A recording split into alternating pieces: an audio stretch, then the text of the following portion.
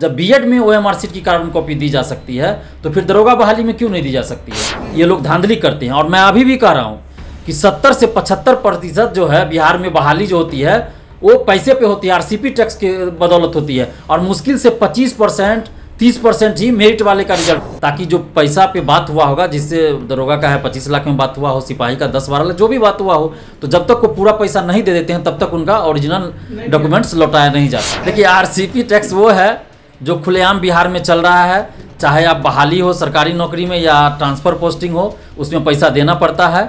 चाहे किसी ऑफिसर का ट्रांसफर करवाना हो, करना हो, जहाँ तहाँ फेंक इसका नाम आरसीपी टैक्स क्यों पड़ा है? अब ये तो आप लोग खुद जानिए कि आरसीपी टैक्स क्यों पड़ा। आरसीपी किसका नाम है, क्या है, नहीं है, नीतीश जी के कौन है, कितने करीबी है, ये तो आप लोग खुद सोच सकते हैं। सुधीर कुमार जी अच्छा से बता जाएंगे। जो सुधीर कुमार जी आईएएस, जो जिनका एफआईआर नहीं हुआ थाने में, जो बीएसएससी के अध्यक्ष थे, जो जेल भी गए पेपर लीक में, उनसे आप एक बार इंटरव्यू लीजिए, वो सारा नाम बता देंगे कि कौन कौन उसमें इन्वॉल्व था। उनको तो बलि का बकरा बना दिया गया। उनको तो हम लोग इंटरव्यू लेने का बड़ा प्रयास किया, देने के लिए तैयार ही नहीं है, तो क्या किया? तो सरकारी नौकरी में है ना, तो कैसे देंगे? दिक्कत यह है कि वो सरकारी नौकरी में भी है, तो इसलिए वो नहीं दे रहे हैं। नमस्कार, मैं हूँ राजमोहन तिवारी और आप जुड़ चुके हैं लाइव बिहार के साथ। बिहार के प्रतियोगी परीक्षाओं पर हमेशा से सवाल खड़े रहे हैं, चाहे मामला दरोगा बहाली का हो या फिर सिपाही भर्ती का या फिर बिहार एसएससी का। हमेशा से इन आयोगों पर विवाद रहा है और अभ्यर्थी बिहार के सड़कों पर उतरते हैं केवल और केवल इन आयोगों में पारदर्शिता के लिए, ताकि उनकी परीक्षा निष्पक्ष तौर पर ली जाए और जो अभ्यर्थी काबिल है उसी का सिलेक्शन हो। लेकिन ऐसा होता नजर नहीं आता है। अगर बात करें सिपाही भर्ती की, तो सोचिए कि मार्च की परीक्षा है, 8415 पदों की ये बहाली, और आज अगस्त हो चुका है, अभी तक रिजल्ट नहीं आया है। अब इस रिजल्ट के लिए भी अभ्यर्थियों को सड़क पर उतरना पड़ता है। इन सब मुद्दों पर चर्चा करेंगे। हमारे साथ मौजूद हैं छात्र नेता दिलीप। लगातार ये हमारे साथ बने रहते हैं, छात्रों की आवाज़ उठाते रहते हैं। दिलीप, कैसा लगता है जब पारदर्शिता के लिए आप लोगों को सड़क पर उतरना पड़ता है? देखिए, ये तो बड़े ही शर्म की बात है और दुर्भाग्य की बात है कि इस पर न सरकार कोई एक्शन ले रही है और न ही आयोग। और अभी आपको एग्जाम्पल दे रहे हैं कि बीएड का एग्ज़ाम हुआ है, ये 13 अगस्त को ही हुआ है। देखिए, बीएड का एग्ज़ाम हुआ, इंट्रेंस टेस्ट था वो, उसमें कार्बन कॉपी दिया गया ओएमआर सीट का, उसके बाद आंसर की जारी किया गया है और जिस आंसर पे आपत्ति हो उसका आपत्ति भी मांगा गया है। लेकिन दरोगा बहाली में देखिए, सिपाही बहाली में देखिए, बीएसएससी द्वारा कोई भी परीक्षा होती है उसमें इस तरह का कुछ भी नहीं अपनाया जाता है। और हम लोग इसी चीज़ के लिए बार बार मांग कर रहे हैं कि आखिर आयोगों को पारदर्शिता लाने में क्या दिक्कत है? जब बीएड में ओएमआर सीट की कार्बन कॉपी दी जा सकती है तो फिर दरोगा बहाली में क्यों नहीं दी जा सकती है? सिपाही भर्ती में क्यों नहीं दी जा सकती है? दरोगा बहाली में तो हम लोग आंदोलन किए तो अब कटअप भी कम से कम जारी करने लगा है, लेकिन सिपाही भर्ती में तो वो भी कुछ नहीं बताया जाता है और बीएसएससी में भी कुछ नहीं बताया जाता है। तो हम लोग बार बार यही मांग कर रहे हैं कि पारदर्शिता लाइए। जो हमारा हक है, बिहार के परीक्षार्थियों का हक है, आखिर उनको जानने का हक है कि इन्होंने कितना क्वेश्चन सही किया है, किस क्वेश्चन का क्या आंसर आयोग ने माना है, अभी कुछ पता ही नहीं चलता है। और दरोगा बहाली और सिपाही बहाली में तो खास के ऐसा होता है कि ओएमआर सीट जो है, जिन परीक्षार्थियों का ज़्यादा भी मार्क्स आ रहा है तो उनका ओएमआर सीट गलती रंग दिया जाता है अंदर से। कोई परीक्षार्थी मान लीजिए कि 100 क्वेश्चन है तो 80 क्वेश्चन कोई बनाया होगा, 85 बनाया होगा, उनका 10 क्वेश्चन और रंग देगा। मतलब ये आप आरोप लगा रहे हैं? आरोप लगा रहे हैं हम, खुलेआम आरोप लगा रहे हैं। यही होता है।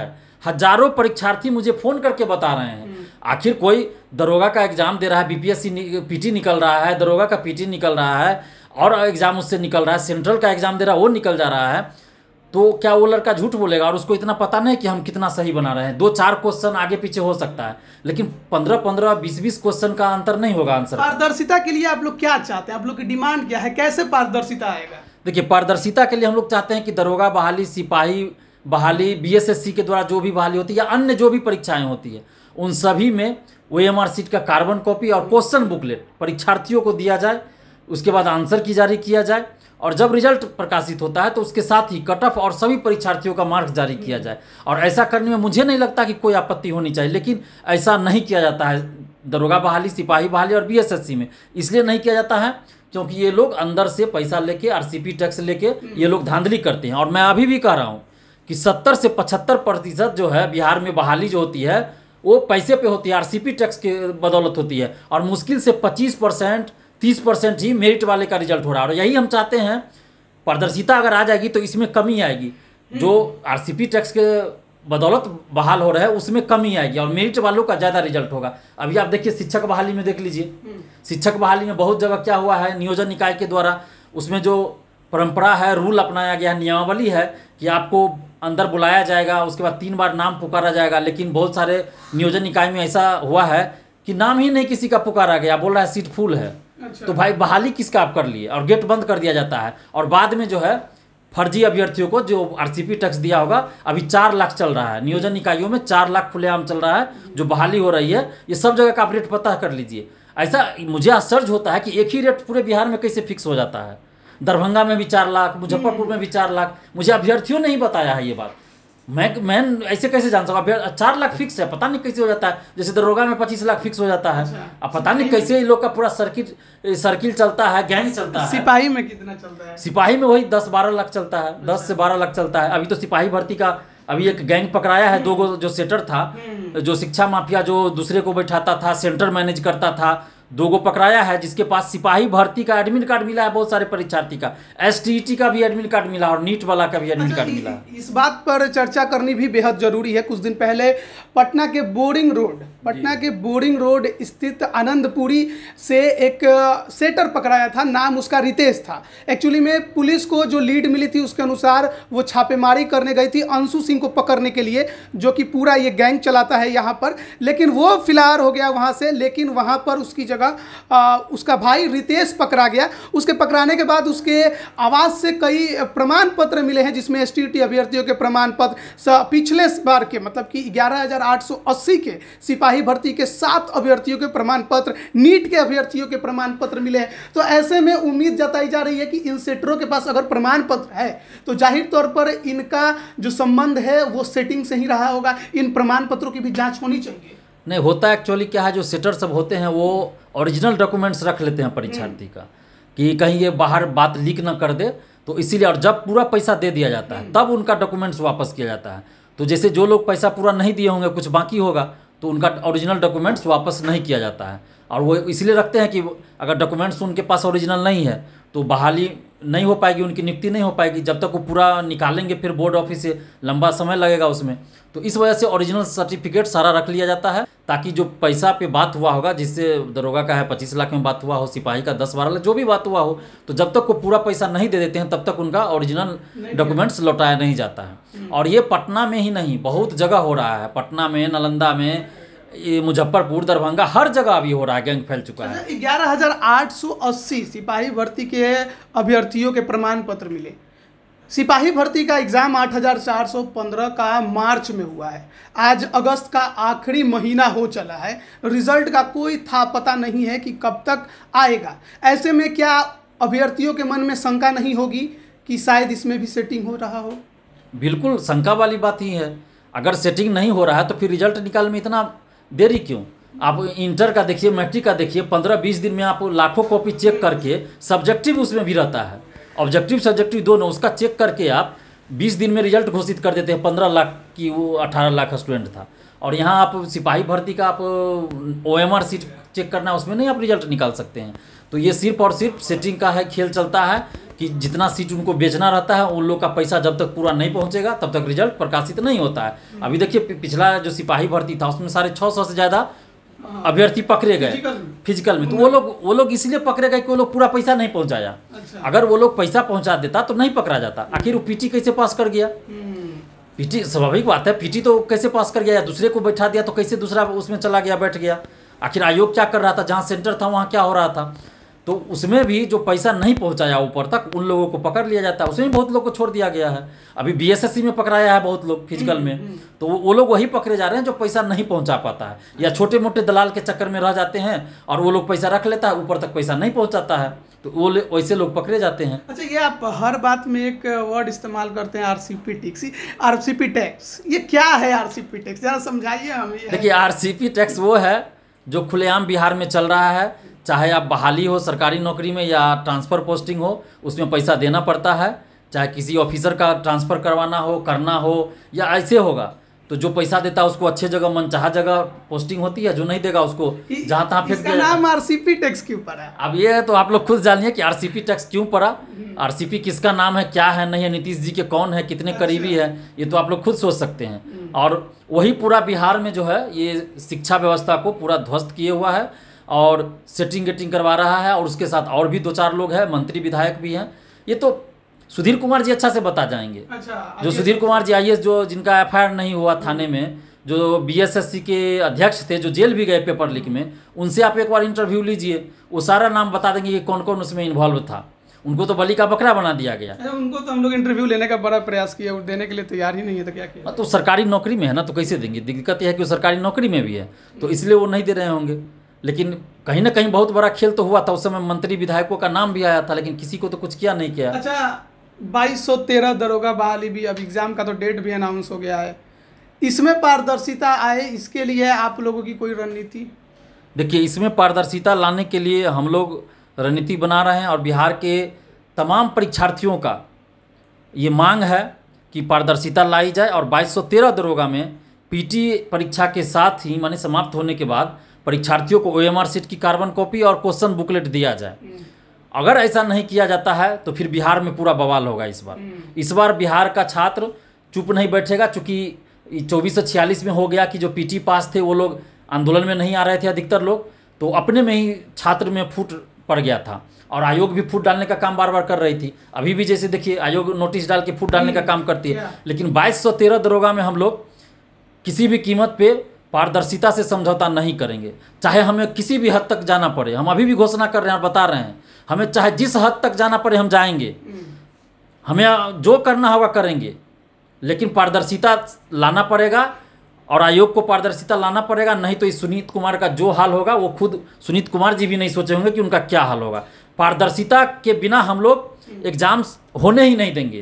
पहले चाहिए पारदर्शिता, तुम गारंटी दो कि पारदर्शिता लाओगे, नहीं तो फिर एग्जाम ही कंडक्ट मत करवाओ। एग्जाम लेने का क्या फ़ायदा? जब आप 70% 80% सीट पैसा लेके ही बेचना है तो काउंटर खोल दीजिए, काउंटर खोल दीजिए, उस पर बोली लगा दीजिए, जितना पैसा कहिएगा उतना लोग देगा और डायरेक्ट ज्वाइनिंग हो जाएगा। इतना लंबा चौड़ा प्रक्रिया करने का कोई जरूरत नहीं है। 2446 पे भी एक बार लौटते हैं, बड़ा विवादित ये परीक्षा रहा। हमको लगता है दरोगा बहाली का सबसे विवादित ये परीक्षा रहा होगा। हर स्टेप पर केस हुआ, फिर कट ऑफ से ज़्यादा मार्क्स आने के बाद किसी का, बहुत ऐसे अभ्यर्थी थे जिनका सिलेक्शन नहीं हुआ। उसके बाद आयोग स्पष्टीकरण एक जारी करता है जिसमें कहता है कि मिनिमम कट ऑफ हमने जारी किया है, एसआई का कट ऑफ उससे ज़्यादा है, लेकिन क्या है वो नहीं बताता। तो आयोग को बताना चाहिए ना, एसआई का कट ऑफ ज़्यादा है तो कितना ज़्यादा है, क्या है, आखिर ये बताने में क्या दिक्कत है? अरे भाई, अधिकतर स्टूडेंट एसआई की तैयारी कर रहे हैं, एसआई के लिए फॉर्म भरे, तो उनको ये जानने का हक है ना कि अगर वो सार्जेंट का कट ऑफ है तो सार्जेंट से कितना ज़्यादा कट ऑफ दरोगा का गया, 10 नंबर 20 नंबर कितना गया बता दो। इसमें बहुत बड़ा लोचा है और ये तो सोची समझी साजिश है। इसी साजिश को स्टूडेंट्स नहीं समझ रहे हैं, बिहार के स्टूडेंट्स अभी भी। ये दरोगा के साथ सार्जेंट का जो बहाली लिया गया है ये बहुत बड़ी साजिश है। मैं पहले भी कहा था, आज भी कर रहा हूँ। ये दरोगा और अगला 2213 में भी देखिए सार्जेंट को जोड़ दिया गया। आखिर इस बार 2446 में जब दरोगा के साथ आप सार्जेंट लिए तो जितना भी सार्जेंट का पोस्ट था क्यों नहीं उसी में ले लिया आप एक साथ? या सार्जेंट का अलग से बहाली क्यों नहीं ले रहे हैं? जिस तरह ईएसआई का आप अलग से ले रहे हैं, एक्साइज दरोगा का अलग से ले रहे हैं, तो सार्जेंट का आप अलग से क्यों नहीं ले रहे हैं? जबकि उसका फिजिकल अलग से आप लेते हैं, तो फिर अलग से जब उसका कट ऑफ अलग है, फिजिकल अलग है, तो फिर अलग से क्यों नहीं वैकेंसी उसका निकाल रहे हैं? या फिर 2446 में ही सारे सार्जेंट का ले लेते एक साथ। आप कह रहे हैं खेला है, क्या खेला है? बहुत बड़ा खेला है ये। खेला यही है कि कट ऑफ में उलझ के स्टूडेंट्स रह जाए और इसके आर में जो सीट बेचा गया है, आरसीपी टैक्स वसूला गया है, उसके तरफ ध्यान न जाए। और इसी से बचने के लिए कि परीक्षार्थी उधर ध्यान न जाए, और वही हुआ। देखिए कट ऑफ में उलझ के सब रह गए। मैं तो पहले से कह रहा था कि आखिर पीटी रिजल्ट के 1.5 साल बाद आप पीटी का मार्क्स बता रहे हैं, ये कहाँ से उचित है भाई? कहाँ से उचित है? ये कहीं से भी उचित नहीं। आप पीटी रिजल्ट के साथ ही मार्क्स बता देते, क्या दिक्कत थी? लेकिन नहीं, पीटी रिजल्ट के 1.5 साल बाद आप मार्क्स बता रहे हैं। अभी बहुत सारे परीक्षार्थियों ने ओएमआर सीट के लिए आरटीआई लगाया है, तो उसको जवाब क्या आता है कि आयोग ने अपने वेबसाइट पे मार्क्स जारी कर दिया है। मार्क्स वो मांग रहा है ओएमआर सीट का कार्बन कॉपी, और वो जवाब दे रहे हैं आरटीआई का कि मार्क्स जारी कर दिया। कितना बेवकूफ़ है आयोग, या बेवकूफ़ बना रहा है स्टूडेंट्स को। आप देख लीजिए, वो तो आरटीआई का जवाब हुआ नहीं, वो तो मार्क्स मांग ही नहीं रहा है। वो तो आरटीआई से ओएमआर सीट का कार्बन कॉपी मांग रहा है, छाया प्रति मांग रहा है, फोटो कॉपी मांग रहा है, और उसको जवाब दे रहा है कि मार्क्स डाउनलोड कर दिया गया है, जो 1 अगस्त से 16 अगस्त तक रहेगा। अब देखिए अभी क्या धांधली। अच्छा, 2446 में कई बार हमने देखा कि अभ्यर्थी बटे हुए थे अलग अलग। 2213 में अगर एकजुट नहीं हुए तो आपको लगता है कि आप लोगों की लड़ाई सफल हो पाएगी? देखिए, मैंने पहले भी कहा था, पीटी रिजल्ट के बाद भी कहा था, जब धांधली हुई थी, पेपर लीक हुआ था, उस समय भी, एग्जाम के तुरंत बाद भी मैंने कहा था कि जब तक बिहार के छात्र छात्राएं एकजुट होकर सड़क पर नहीं उतरेंगे तब तक कुछ नहीं होने वाला है। और सरकार और आयोग बार बार नोटिस जारी करके छात्रों को गुमराह करेगी।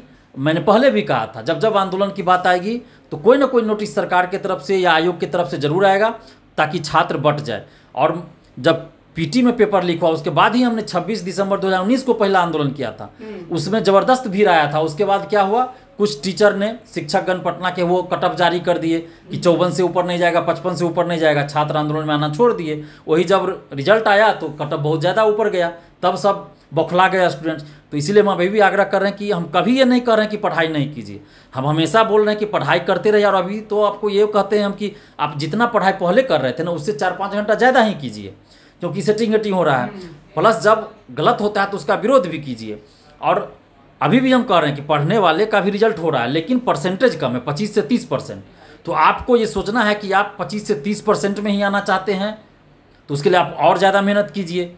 और अगर आप चाहते हैं कि नहीं 100% में से 90%, 95% मेरिट वाले का रिजल्ट हो, तो फिर उसके लिए आपको लड़ाई तो लड़नी पड़ेगी।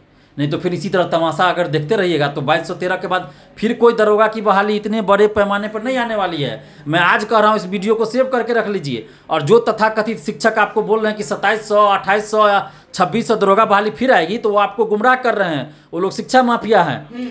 ये जो दरोगा बहाली हुई है अभी तक और हो रही है, 1717 दरोगा, 2446 दरोगा और 2213 दरोगा, और सिपाही भर्ती जो अभी 3-4 बार हुआ है और अभी हो रहा है, ये सारी बहाली जो है वो पटना हाई कोर्ट के आदेश पे हो रही है। आप लोग को अगर नहीं यकीन हो तो आप पेपर उल्टा के देखिए, आप RTI लगाइए, जो भी लगाना है लगाइए। लेकिन ये सारा जो बहाली है बिहार पुलिस में सिपाही भर्ती और दरोगा भर्ती, और इस सारा का सारा पटना हाई कोर्ट के आदेश पे हो रहा है, जिसमें कि राष्ट्रीय स्तर पे पब्लिक और पुलिस का रेशियो जो होना चाहिए वो बिहार में नहीं है। इस वजह से, और ये बहाली दिसंबर 2019 तक होनी थी, लेकिन नीतीश सरकार ने अपनी अक्षमता को दिखाया कि हमारे पास सुविधा नहीं है, ट्रेनिंग सेंटर नहीं है, तो हम इतने बड़े पैमाने पे बहाल नहीं कर पाएंगे। तो 1-1 साल का एक्सटेंशन लेते गए और अभी तक ये बहाली लटका। तो ये सारा बहाली एक बार में निकालना था।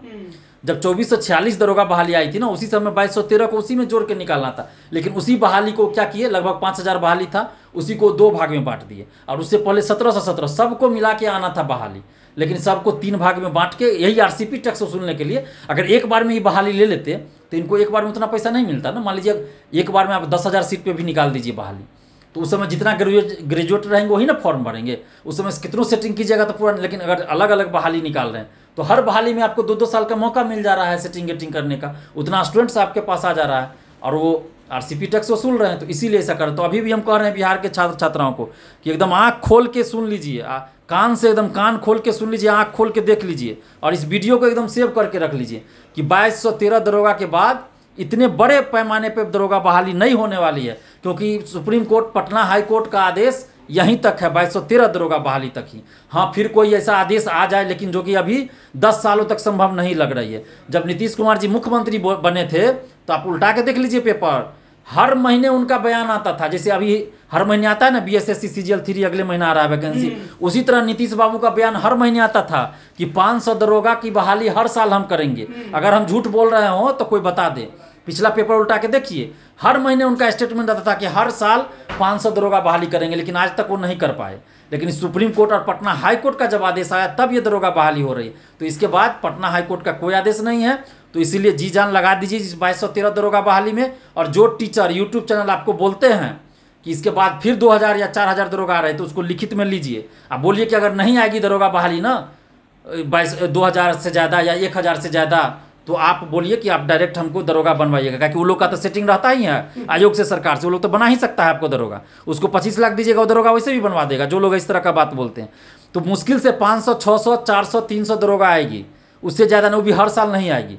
तो इसलिए 2213 दरोगा में जी जान लगा दीजिए, पढ़ाई कीजिए जम के, लेकिन पारदर्शिता के मुद्दे पे जब भी सड़क पे उतरना होगा आप लोग साथ आइए, नहीं तो फिर इसी तरह जैसे 2213 में हो, सॉरी 2446 में हुआ, 1717 में हुआ, उसी तरह क्या, उससे ज़्यादा धांधली 2213 दरोगा बहाली में होगी। अच्छा, आप लोग लगातार पारदर्शिता के लिए लड़ते रहे हैं, आयोग की तरफ से कोई खास इस पर जवाब भी नहीं आता किसी भी विभाग की तरफ से, इसके लिए जिम्मेदार किसको मानते हैं?